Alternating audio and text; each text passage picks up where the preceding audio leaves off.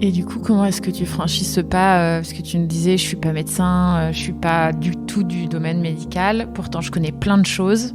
Ça fait des années que je travaille le sujet. Comment est-ce que tu passes de cette croyance de, tu vois, c'est pas, en fait, c'est pas pour moi. Ah, je peux faire quelque chose dans ce milieu et dans ce domaine qui me passionne. En fait, en off, j'avais besoin de tester les outils et les solutions que j'avais. J'avais besoin en fait d'expérience terrain. Et donc je demandais à droite à gauche s'il y avait un truc un peu entre guillemets. Est-ce qu'il y a un petit pépin? Est-ce que je peux aider? Une petite diane, un peu comme ça, je teste mes choses, un peu comme un savant fou. Et au bout d'un moment, j'ai fait des petits trucs dans le sud, à droite, à gauche, chez des amis. Et là, en fait, c'est ce moment-là où je me suis dit bon. Il y a quand même des trucs sympas avec qui on échange. Il y en a, ils avaient des plaques, enfin des problématiques qui sont résolues juste en découvrant quelle était leur kryptonite alimentaire. Donc, ayant vu ça, ayant orienté vers certains laboratoires avec certains tests, etc., en montrant les résultats, en disant, bah, tu vois, finalement, c'était pas du vent, c'était rien. Et que la personne enlève et que les choses s'arrêtent, enfin voilà. Donc, là, déjà, je me dis, bon, il y a un truc à faire. Et la bascule vient d'un médecin qui me dit, bah, tu sais quoi, si tu te lances, mets mon nom. Et puis voilà. Si vraiment c'est ça qui te bloque, on y va.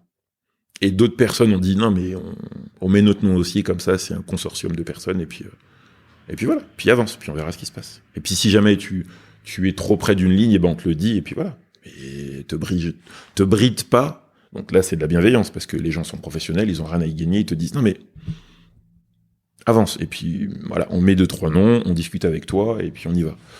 Donc là, déjà, ça m'a... l'air un peu qui respire, je me dis, ok, il y a quelque chose à faire.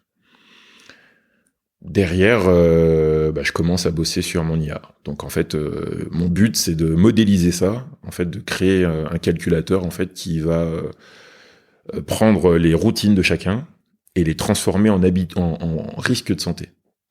Parce que je me suis rendu compte d'une chose.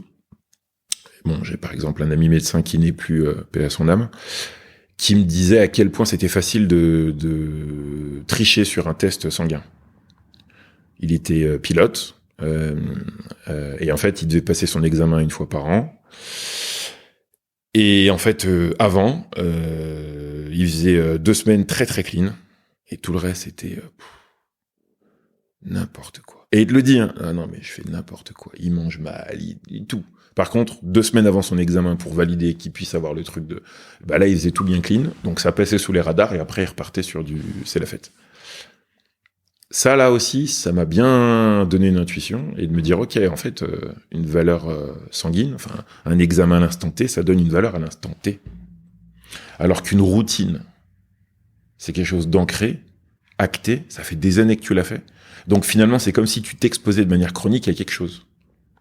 Je veux dire, quelqu'un qui tous les jours, quand il pleut, sort torse nu, mathématiquement, enfin, peu importe sa résistance, à un moment donné, il va sur un risque de grippe, maladie ou autre. C'est mathématique, au bout d'un moment. Donc, comment modéliser le risque chronique sous différents angles?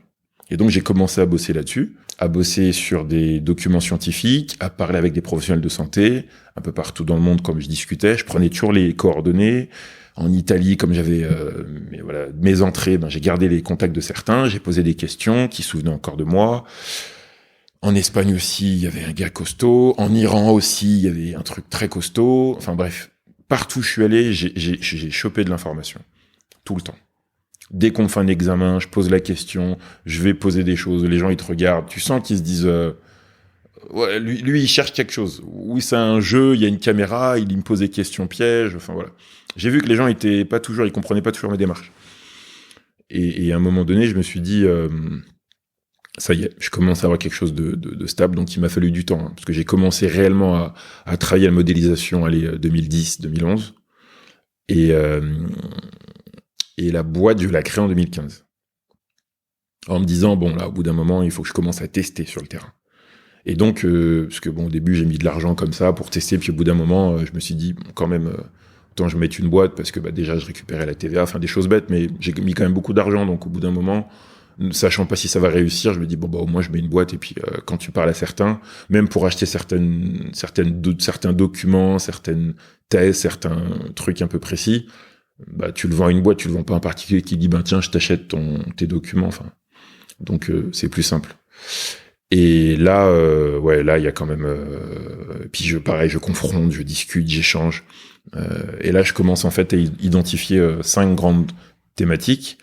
L'environnement, ce qu'on appelle l'écotoxicologie, donc l'impact de l'environnement sur la santé, le socio-comportemental, les routines du quotidien, les petits trucs, voilà. Oh, moi, j'aime pas trop boire, je bois pas beaucoup d'eau, je ça. Le type de métier et la perception du stress par rapport à ça et dans sa vie courante, l'alimentation et l'ascendance, la génétique. Et en fait, ces 5-là sont les 5 angles sur lesquels j'arrive à modéliser le risque de santé. Si on en enlève un, on perd en pertinence, et j'ai fait mes essais, on perd vraiment en pertinence. Si on enlève la génétique, les prédispositions innées, on va avoir 2 profils identiques, sauf que l'un vient de ascendance caucasienne, l'autre ascendance asiatique.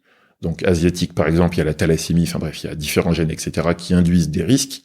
Bah, en fait, c'est pas du tout les mêmes choses. Donc du coup, on part pas sur la même base.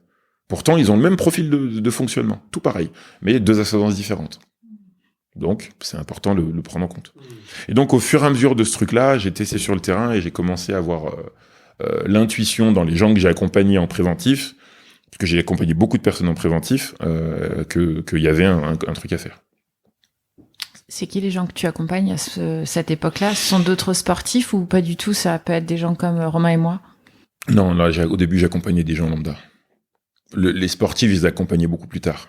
En fait, les sportifs, ils accompagnaient une fois que la presse a un peu parlé des trucs que je faisais. Donc là, ils avaient déjà acté que j'étais un peu perché parce que, j'en ai pas parlé, mais dans mes jeunes années, quand j'étais à Lasvel, j'avais écrit 2 bouquins. Enfin, j'avais écrit un bouquin quand j'étais à Lasvel sur les médias, une nouvelle, et après j'avais écrit un essai sur les médias. Et en fait, là déjà, j'étais un peu catégorisé comme le philosophe, machin. Ce qui est pas toujours positif, parce que le sportif, on aime bien qu'il fasse que du sport. S'il fait autre chose, voilà. Oui, c'est bien connu, il faut que le sportif soit un peu con, quoi. C'est sympa, en plus on peut lui taper dessus, donc voilà. Voilà. Si je n'arrive déjà pas à avec un bac plus 2, mots, c'est un demi-sportif, quoi. Ouais, non, et j'en ai beaucoup joué, parce que des fois j'étais à la table de personnes parce que dans les sponsors que j'ai eu en club, il y en a, ils avaient fait du business de manière très très costaud.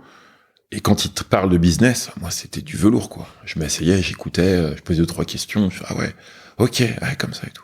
Et en fait, au début, certains se disaient on parle et puis on le met à côté, et puis c'est une plante verte, c'est drôle, et puis voilà. Non, moi j'étais là, ok, ouais, d'accord, je notais, ouais, j'étais. Il y a même des fois où je partais vite et je notais des trucs sur un bout de papier. Moi, j'ai beaucoup gratté sur des feuilles de papier. J'avais toujours des cahiers, j'ai gardé encore ce principe-là. Pour pas perdre des idées en vol, parce que j'ai toujours mes 12 mois qui réfléchissent et des fois, il faut que je note une idée pour pas la perdre. Donc ça, c'était précieux parce que ça m'a fait prendre conscience, ça m'a fait enlever des premières barrières en me disant, en fait, non, tout le monde peut faire du business, en vrai. Tout le monde. Maintenant, la question, c'est comment le faire et quel impact tu veux donner. Est-ce que ton impact, c'est juste d'avoir plein d'argent? Est-ce que ton impact, c'est de faire du bien? Est-ce que ton impact, c'est de faire de l'argent et faire du bien ou faire autre chose? Voilà, c'est... Et c'était quoi ta motivation à toi en te lançant?